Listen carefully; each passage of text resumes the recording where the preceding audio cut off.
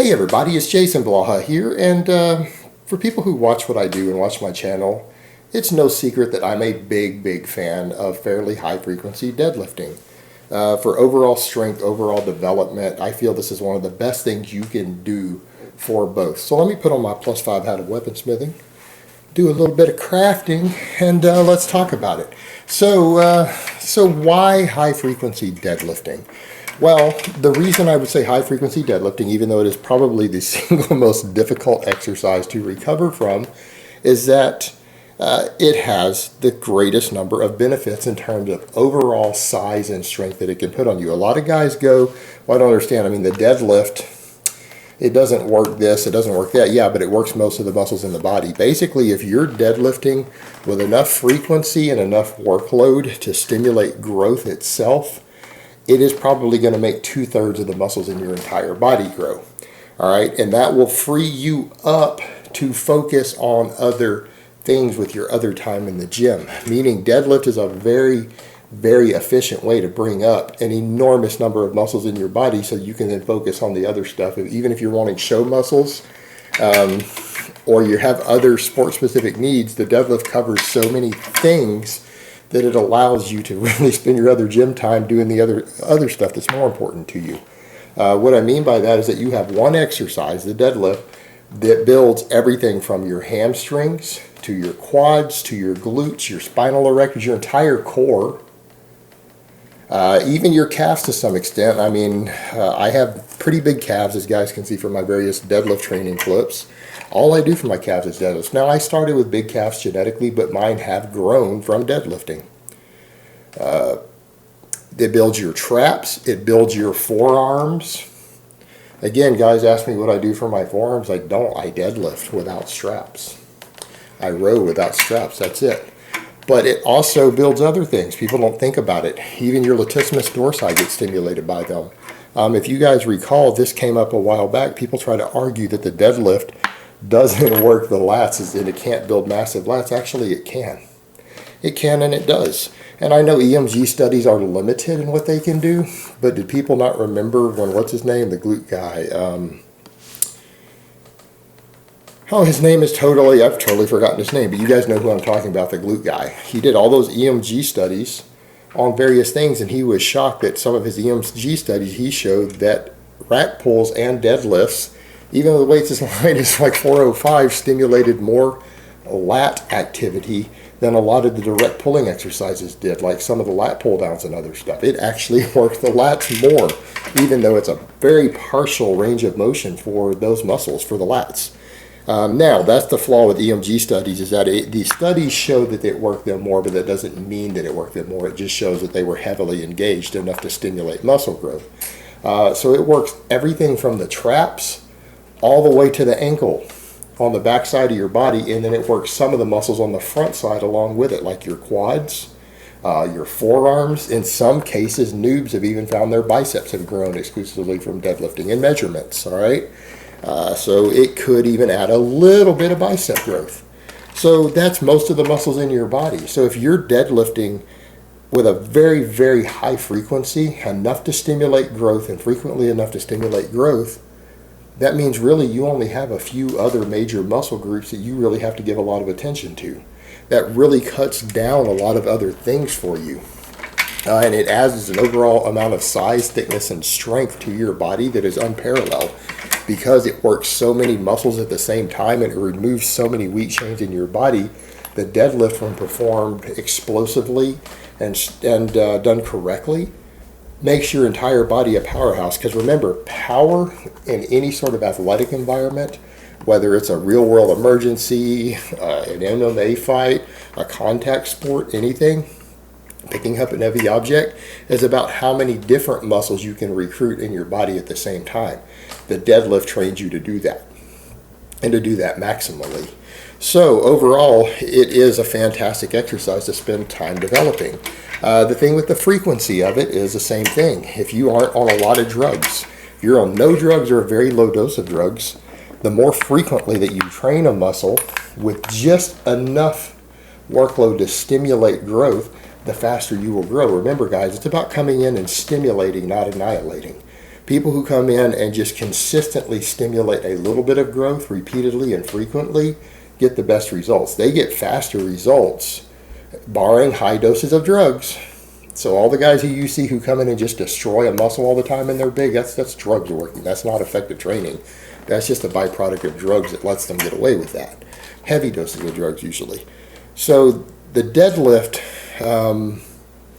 is one of those exercises, though, that will come in and stimulate just a little bit of growth in almost every muscle in your body. 2/3 of the muscles in your body, 2/3 of the muscle mass in your body are going to get stimulated by it. And the thing that people need to remember, they're like, well, how do you deadlift frequently like that? It burns you out. It fatigues the peripheral nervous system. Simple. Don't train to failure with it. There's this strange idea that people have that you have to train to absolute muscle failure, or that you have to train till you grind or whatever to stimulate growth or to get progressive overload. That's just not the case. What you find is that over time, as long as you increase the workload slowly over time, you don't actually have to grind reps. You don't have to fail reps in order to grow. It just isn't necessary. And when you take a big, massive exercise like the deadlift that is making tons of various big and small muscles in your body grow, and you just gradually get better at it slowly over time, you're going to keep growing. And the thing you need to remember is that how do you do this? You train off RPE with the deadlift. I have days where I come in, and you guys have seen me pull as much as like 540 for 4, beltless, strapless. You guys have seen me pull 500 for 7. But you know what? I have days where I come in and I pull 405 for 3 to 5 reps and go home. Why? What's the benefit of that? Well, simply put, if my body is too fatigued for me to deadlift with an effective work set, I come in because I deadlift up to 3 times a week, and it ends up on average about one of those days every week. Not every week. Some weeks I pull 500 plus for reps all 3 sessions.